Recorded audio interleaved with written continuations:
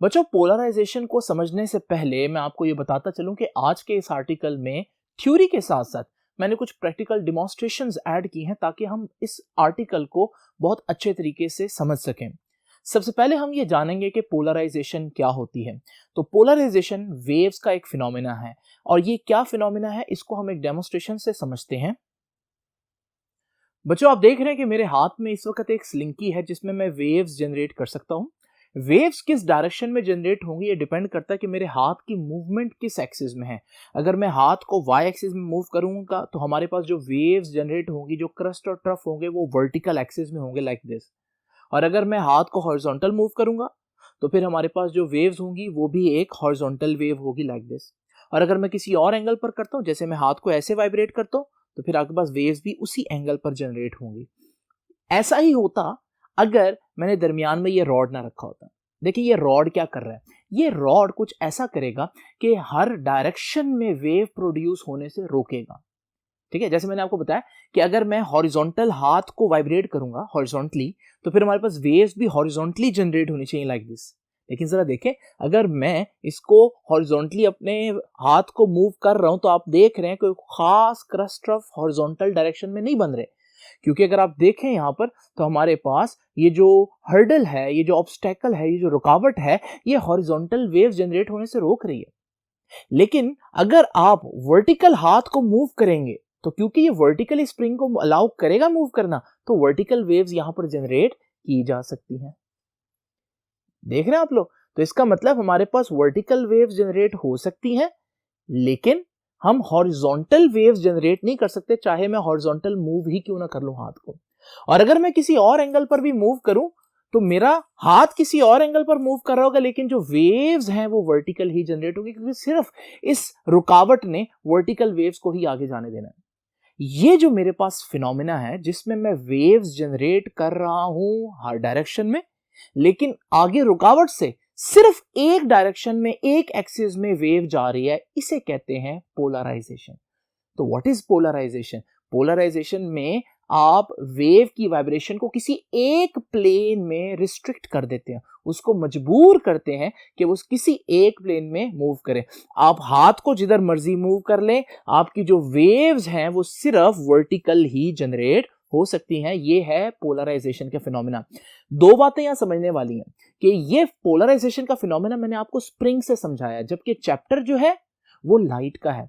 तो क्या पोलराइजेशन का फिनोमेना लाइट में भी एग्जिस्ट करता है? आज हमने इसकी खोज करनी है। दूसरी इंपॉर्टेंट बात, पोलराइजेशन का जो फिनोमेना है वो सिर्फ ट्रांसवर्स वेव्स के लिए है, या दूसरे अल्फाज में अगर मैं बोलूं कि अगर कोई वेव पोलराइजेशन शो कर रही है तो फिर वो ट्रांसवर्स होगी। लॉन्गिट्यूडनल वेव्स जो हैं वो पोलराइजेशन नहीं कर सकती। तो ये हमारे पास सबसे पहले पोलराइजेशन का इंट्रोडक्शन हो गया। मैंने अभी लाइट की तरफ नहीं गया, मैंने सिर्फ आपको सिंपली बताया कि पोलराइजेशन क्या होता है, कि जब आप बहुत से प्लेन ऑफ वाइब्रेशंस हो सकते हैं, लेकिन आप कोई ऐसी रुकावट डाल दें कि आपको सिर्फ एक प्लेन ऑफ वाइब्रेशन मिले, आप रिस्ट्रिक्ट कर दें प्लेन ऑफ वाइब्रेशन को, जैसे इस केस में सिर्फ वर्टिकल प्लेन ऑफ वाइब्रेशन मिल सकते हैं, तो इस प्रोसेस को हम बोलते हैं पोलराइजेशन, और ये सिर्फ और सिर्फ ट्रांसवर्स वेव ही शो कर सकती हैं। बच्चों, ये जो चीज मैंने अभी आपको प्रैक्टिकली डिमॉन्स्ट्रेट की है, ये डायग्राम में यूं है। तो आपने देखा है कि ये हमारे पास एक ऑब्स्टेकल है, ये ऑब्स्टेकल में जो रुकावट है वो आप देख रहे हैं वो वर्टिकल डायरेक्शन में इस तरह से है कि वो वर्टिकल वेव को तो अलाउ कर सकती है, वेव ऐसे जगह जा सकती है। तो ये देखें, जब वर्टिकल वेव उसमें एंटर हुई थी तो वो क्योंकि रुकावट की डायरेक्शन भी ऐसे है कि वो वर्टिकल को अलाउ कर रहे हैं, इसलिए आगे से वेव आगे जा रही है। लेकिन यहां आप देख रहे हैं कि यहाँ जो हमारे पास रुकावट है वो कुछ इस तरह से है कि वो सिर्फ हॉरिजॉन्टल डायरेक्शन में वेव आगे जाने दे सकती है। मैं वर्टिकल वेव एंटर कर रहा हूँ, तो जब मैं वर्टिकल एंटर करूंगा तो वो रे जो है वो ब्लॉक हो जाएगी, वो वेव, और आगे कोई वेव जो है वो नहीं जाएगी। ठीक है, ये दोनों चीजें मैंने भी आपको डिमॉन्स्ट्रेट करके दिखाई। तो स्टूडेंट्स, यही आर्टिकल है जो कि मैंने आपको स्प्रिंग के लिए भी समझाया, वो हम लोगों ने लाइट के लिए देखना है। ठीक है जी, याद रखिएगा हमारे जो लाइट के आम सोर्सेज हैं, जैसे कि ये टॉर्च है, या इनकैंडेसेंट बल्ब होता है, या हमारे पास सूरज से निकलने वाली जो रोशनी है, ये जो रोशनी है अगर आप इसको देखें तो ये एक अनपोलराइज्ड लाइट है। अनपोलराइज्ड का क्या मतलब है? अनपोलराइज्ड का मतलब ये है कि अगर आप इसकी वेव्स को स्टडी करें तो इसकी वेव्स जो है वो हर डायरेक्शन में होती हैं, यानी कुछ वेव्स वर्टिकल भी होंगी, कुछ हॉरिजॉन्टल भी होंगी, कुछ किसी और एंगल पर भी होंगी, यानी हर एंगल पर आपको वेव मिलेगी। ऐसी वेव्स जिसमें वाइब्रेशन हर डायरेक्शन में मौजूद होती है उन्हें हम कहते हैं कि ये एक अनपोलराइज्ड लाइट है। तो ये मैंने आपके सामने बात लिखी है कि ऑर्डिनरी लाइट जो है वो क्या होती है? The light waves emitted from a source such as candle flame, जैसे टॉर्च हो गया, filament of a bulb, bulb का फिलामेंट हो गया, और द सन या जो सूरज से रोशनी आ रही है वो क्या है? वो अनपोलराइज या नॉन पोलराइज है। इसका मतलब क्या है? इसका मतलब है कि उसमें किसी एक डायरेक्शन में वाइब्रेशन नहीं होती बल्कि हर डायरेक्शन में वाइब्रेशंस होती हैं। It contains vibrations in all planes. लेकिन अब सवाल ये पैदा होता है कि जब हम स्प्रिंग की वाइब्रेशन की बात करते हैं तो उसमें हम बात करते हैं कि स्प्रिंग का मटेरियल वाइब्रेट कर रहा है। जब हम रस्सी की वाइब्रेशंस की बात करते हैं तो उसमें रस्सी के अंदर जो पार्टिकल्स हैं, जो मटेरियल है, वो वाइब्रेट करता है। लाइट के अंदर कौन है जो वाइब्रेट करता है? तो याद रखिएगा, आगे चल के आप लोग पढ़ेंगे सेकंड ईयर में कि लाइट की जो वेव है उसमें इलेक्ट्रिक और मैग्नेटिक फील्ड्स होते हैं जो वाइब्रेट करते हैं। तो जब मैं कहता हूं कि लाइट अनपोलराइज है, इसका मतलब लाइट की वाइब्रेशंस हर डायरेक्शन में है। वो किस चीज की वाइब्रेशंस हर डायरेक्शंस में है? इलेक्ट्रिक और मैग्नेटिक फील्ड्स की वाइब्रेशन। इसलिए मैंने लिखा it contains electric and magnetic vibrations in all planes. तो ये हमारे पास, फिर से बता दूं कि जो टॉर्च है इसकी जो ये लाइट है, ये लाइट बेसिकली अनपोलराइज है। और मैं क्या चाहता हूं? मैं वही स्प्रिंग वाला काम करना चाहता हूं। मैं ये चाहता हूं कि इस लाइट की, जिसकी वाइब्रेशंस हर प्लेन में है, मैं इसके आगे कोई ऐसी चीज रखूं कि इसकी वाइब्रेशंस अब हर प्लेन में ना रहें बल्कि सिर्फ एक प्लेन में जाएं, जैसे मैंने अभी आपको थोड़ी देर पहले स्प्रिंग में करके दिखाया। तो लाइट में ये चीज कैसे अचीव करेंगे ये अभी हम देखेंगे, लेकिन अगर मैंने ये अचीव कर ली तो इसको कहेंगे ये पोलराइजेशन है लाइट की। तो इसमें आप क्या करेंगे? पोलराइजेशन में आप क्या कर रहे हैं कि आपके पास एक लाइट है जिसकी वाइब्रेशंस हर प्लेन में है, यानी अनपोलराइज्ड लाइट है, और आप उससे एक ऐसी लाइट बनाएंगे जिसकी वाइब्रेशन सिर्फ एक प्लेन में होगी, यानी लाइट पोलराइज हो जाएगी। तो अनपोलराइज से पोलराइज लाइट बनाना, इसे पोलराइजेशन कहते हैं। या आसान अल्फाज में, लाइट की जो वाइब्रेशंस है इलेक्ट्रिक और मैग्नेटिक फील्ड्स की, जो कि हर डायरेक्शन में होती है ऑर्डिनरी लाइट की, उसको रिस्ट्रिक्ट करना सिर्फ एक प्लेन में, उसे हम कहते हैं पोलराइजेशन। तो अब डेफिनेशन पढ़ते हैं। Polarisation is the process by which the electric and magnetic vibrations of light waves are restricted. हम उसको रिस्ट्रिक्ट कर देते हैं, महदूद कर देते हैं to a single plane of vibration. कैसे करेंगे अभी हम डिस्कस करते हैं, लेकिन मैं पहले बात बता चुका हूं आपको कि polarisation is the property exhibited by transverse waves only. अगर लाइट ने पोलराइजेशन कर दी, जो कि अभी हम देखेंगे, तो फिर आप क्या नतीजा निकालेंगे कि अगर इसने पोलराइजेशन कर दी तो पोलराइजेशन तो सिर्फ ट्रांसवर्स वेव करती है, तो इसका मतलब लाइट कैसी वेव होगी? लाइट भी एक ट्रांसवर्स वेव होगी, ठीक है। It does not occur for longitudinal wave such as sound wave. तो लॉन्गिट्यूडनल वेव में पोलराइजेशन नहीं हो सकती, ठीक है। जो अनपोलराइज्ड लाइट है, जैसे ये बल्ब वगैरह, उसका ये सिंबल देख लें, ठीक है। तो इस तरह से हम हर डायरेक्शन में एरो बनाते हैं ताकि पता चले कि अनपोलराइज्ड लाइट है। तो अनपोलराइज्ड लाइट से पोलराइज्ड लाइट कैसे बनानी है, आइए स्टूडेंट्स जरा देखते हैं।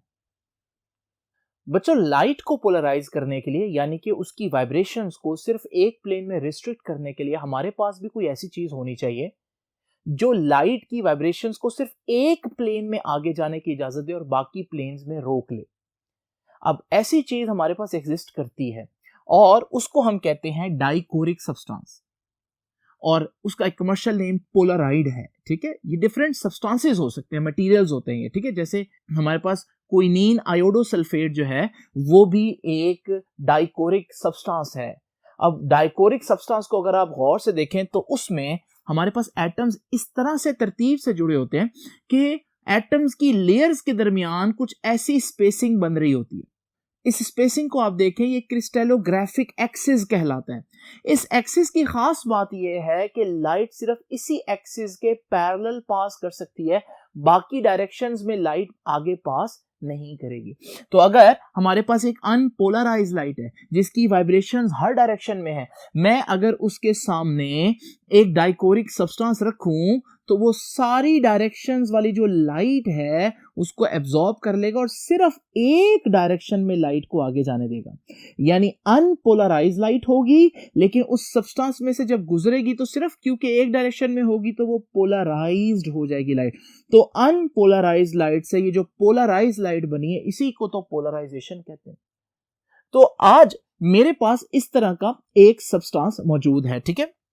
तो ये जो आप मेरे हाथ में शीट देख रहे हैं ये एक पोलराइड शीट है। यानी पोलराइड शीट का मतलब ये हुआ कि इसके अंदर जो आपको नजर नहीं आ रहे लेकिन एटम्स की इस तरह की लेयर्स हैं कि लाइट सिर्फ एक डायरेक्शन में ही आगे जा सकती है। तो अगर मैं इसको अनपोलराइज लाइट के आगे रखूंगा तो मेरे पास जो लाइट इससे आगे निकलेगी वो एक पोलराइज लाइट होगी। वो सिर्फ और सिर्फ एक प्लेन में उसकी वाइब्रेशंस होगी, बाकी प्लेन्स में नहीं होंगी।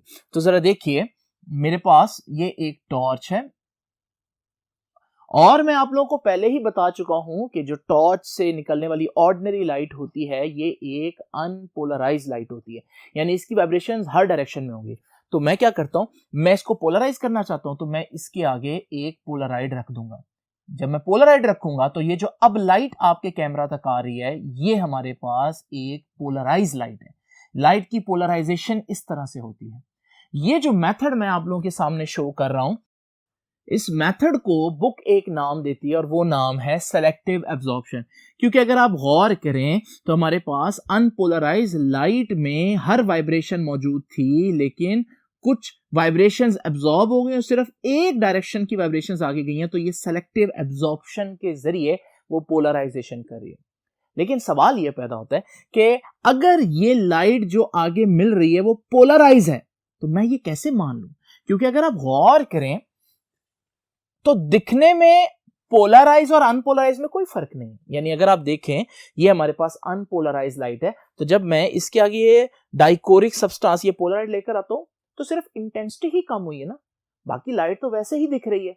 तो ये अनपोलराइज लाइट है, ये पोलराइज लाइट है। तो मुझे कैसे कंफर्म होगा कि ये जो लाइट अब आप देख रहे हैं ये पोलराइज लाइट है? तो इसके लिए हम इसी एक्सपेरिमेंट को थोड़ा सा मजीद आगे बढ़ाते हैं। और वो क्या है, अगर आपने ये कंफर्म करना है कि जो लाइट आप देख रहे हैं वो अनपोलराइज या पोलराइज है तो उसका एक तरीकेकार है और वो ये है कि आप पोलराइड को रोटेट करें। अगर आप पोलराइड को रोटेट करेंगे, क्योंकि वो लाइट को सिर्फ एक एक्सिस में जाने देता, तो जैसे जैसे आप उसको रोटेट करेंगे आहिस्ता आहिस्ता वो लाइट जो पास कर रही है उसकी अमाउंट कम होना शुरू हो जाएगी, लाइट की इंटेंसिटी कम होना शुरू हो जाएगी। और लाइट की इंटेंसिटी अगर कम हो रही है इसका मतलब आपकी जो लाइट थी वो पोलराइज थी, उसमें वाइब्रेशन सिर्फ एक प्लेन में थी। और अगर हमारे पास आप उसको रोटेट करते करते बिल्कुल परपेंडिकुलर ले आएंगे तो फिर क्योंकि जो पोलराइज लाइट है वो वर्टिकल एक्सिस में, जबकि जो आपका क्रिस्टलोग्राफिक एक्सिस है वो हॉरिजॉन्टल हो गया, तो ये वर्टिकल है वो हॉरिजॉन्टल, तो इसमें से पास नहीं कर सकेंगे तो लाइट ब्लॉक हो गई और आगे कोई लाइट पास नहीं करेगी। तो आसान अल्फाज में अगर खुलासा करूं तो ये है कि किसी लाइट के बारे में कैसे पता चल सकता है कि वो पोलराइज है या अनपोलराइज है। उसके सामने एक डाइकोर मटेरियल को रोटेट करें, अगर रोटेट करने से इंटेंसिटी कम ना हो तो इसका मतलब अनपोलराइज लाइट है, और अगर इंटेंसिटी कम हो और एक वक्त पर जीरो हो जाए तो वो पोलराइज लाइट है। आइए अब मैं आपको बताता हूं कि इसको कैसे परफॉर्म करना है। तो ये मेरे पास ये एक पोलराइज अनपोलराइज लाइट है ना, तो कैसे कंफर्म करूं कि अनपोलराइज है? तो मैं इसके सामने डाइकोर रखता हूं और अब डाइकोर को रोटेट करता हूं। क्या रोटेट करने से इंटेंसिटी पर कोई फर्क पड़ रहा है? नहीं। क्या लाइट गायब हो रही है? नहीं। इसका मतलब ये जो लाइट है इसकी वाइब्रेशंस हर प्लेन में है। जब भी मैंने इसको रोटेट किया तब भी कोई ऐसा प्लेन नहीं आया जहां उसकी लाइट पूरी की पूरी ब्लॉक हो गई हो, क्योंकि उसकी वाइब्रेशन हर प्लेन में है। तो जहां जहां मैं रोटेट करता जाऊंगा वो उस प्लेन की वाइब्रेशंस को आगे अलाउ करता जाएगा और इस वजह से हमेशा लाइट नजर आती रहेगी। अब मैंने इसके सामने ये रख दिया, अब आपको मालूम है जब मैं इसके सामने रख दूंगा अब जो आप देख रहे हैं वो कौन सी लाइट है? वो अनपोलराइज लाइट है, ठीक है। अब मैं इसको कैसे कंफर्म करूंगा कि ये जो लाइट आप देख रहे हैं ये अनपोलराइज है? तो मैं इसके सामने एक और डाइकोर रखता हूं और जब मैं उस डाइकोर को रोटेट करूंगा तो आप देखेंगे एक वक्त आएगा कि हमारे पास जो लाइट है वो तकरीबन सारी की सारी ब्लॉक हो जाएगी। इसका मतलब यहां डाइकोर इस पोजीशन में लाइट को अलाउ कर रहा है, लेकिन जैसे जैसे डाइकोर रोटेट हो रहा है तो लाइट की इंटेंसिटी कम होते होते एक वक्त आ रहा है लाइट बिल्कुल ब्लॉक हो गई है। इसका मतलब ये हुआ कि पहले डाइकोर से गुजरने के बाद जो लाइट थी वो पोलराइज हो चुकी थी। यही वजह है कि सेकंड डाइकोर को रोटेट करने से उसकी इंटेंसिटी रिड्यूस हुई। और जब ये सिचुएशन आई कि ये light vertically plane polarise light है और जो डाइकोर पड़ा है उसके क्रिस्टलोग्राफिक एक्सिस हॉरिजॉन्टल है, तो फिर ये इसमें से पास नहीं कर पाएगी, इसलिए कोई लाइट नहीं मिलेगी। तो यहां से दो बातें पता चली, और वो दो बातें क्या है? पहली बात हमें ये पता चली कि लाइट की पोलराइजेशन हो सकती है, इसका मतलब लाइट ट्रांसवर्स वेव हुई। ये बहुत इंपॉर्टेंट ऑब्जेक्टिव है। दूसरी बात आप लोगों ने ये याद रखनी है कि लाइट पोलराइज है या अनपोलराइज है, इसको चेक करने का तरीकेकार क्या है? पोलराइड को रोटेट करें। रोटेट करने से अगर इंटेंसिटी चेंज ना हो तो वो अनपोलराइज लाइट है, उसकी वाइब्रेशन हर प्लेन में। और अगर इंटेंसिटी रिड्यूस हो और होते होते एक वक्त आ जाए कि जीरो हो जाए, तो इसका मतलब फिर वो जो लाइट है वो पोलराइज लाइट है। ये मेथड जो मैंने पोलराइज करने का आपको बताया, ये सिलेक्टिव एब्जॉर्प्शन है। इसके अलावा भी मेथड्स हैं जिनको बुक ने इतना डिस्कस नहीं किया। लाइट जब किसी सरफेस से रिफ्लेक्ट होती है तब भी हमारे पास वो पोलराइज हो जाती है, जब वो रिफ्लेक्ट होती है किसी क्रिस्टल में से तो पोलराइज हो जाती है। स्कैटरिंग के जरिए जो है लाइट वो भी पोलराइज हो जाती है। हमारे इर्द गिर्द बहुत से ऐसे लाइट सोर्सेज हैं जो अनपोलराइज लाइट एमिट करते हैं, जैसे टॉर्च, लेकिन बहुत से ऐसे लाइट सोर्सेज भी हैं जो पोलराइज लाइट एमिट करते हैं। मिसाल के तौर पर हमारे पास ये जो मोबाइल स्क्रीन से लाइट एमिट हो रही है, अब मेरे जहन में ये ख्याल आता है कि ये पोलराइज है या अनपोलराइज, तो आम आंख इसका फर्क नहीं देख सकती। आम आंख को दोनों लाइट एक जैसी नजर आती है। तो इसका तरीकेकार क्या है? इसका तरीकेकार वही है वो जो मैंने आपको बताया कि इसके सामने एक पोलराइड रखें और उसको रोटेट करके चेक करें क्या इंटेंसिटी पे फर्क पड़ता है। तो ये देखिए जी, मैंने इसके सामने अब ये पोलराइड जो रखा है इसको मैं रोटेट कर रहा हूँ और आप देख रहे हैं कि आहिस्ता आहिस्ता, ठीक है, उसकी इंटेंसिटी को, यहाँ लाइट बहुत ज्यादा पास करी लेकिन आहिस्ता आहिस्ता आप देख रहे हैं कि लाइट जो है वो रिड्यूस होते होते ब्लॉक होगी पूरी की पूरी। तो इसका मतलब ये जो लाइट है ये भी फिर कौन सी लाइट हुई? क्योंकि रोटेशन होने से इंटेंसिटी को फर्क पड़ रहा है, तो ये भी पोलराइज लाइट हुई। तो बहुत से आपके मोबाइल्स हैं, बहुत से डिफरेंट गैजेट्स हैं जो कि पोलराइज लाइट ही एमिट करते हैं। तो स्टूडेंट्स, इस पोलराइज लाइट का फायदा क्या है?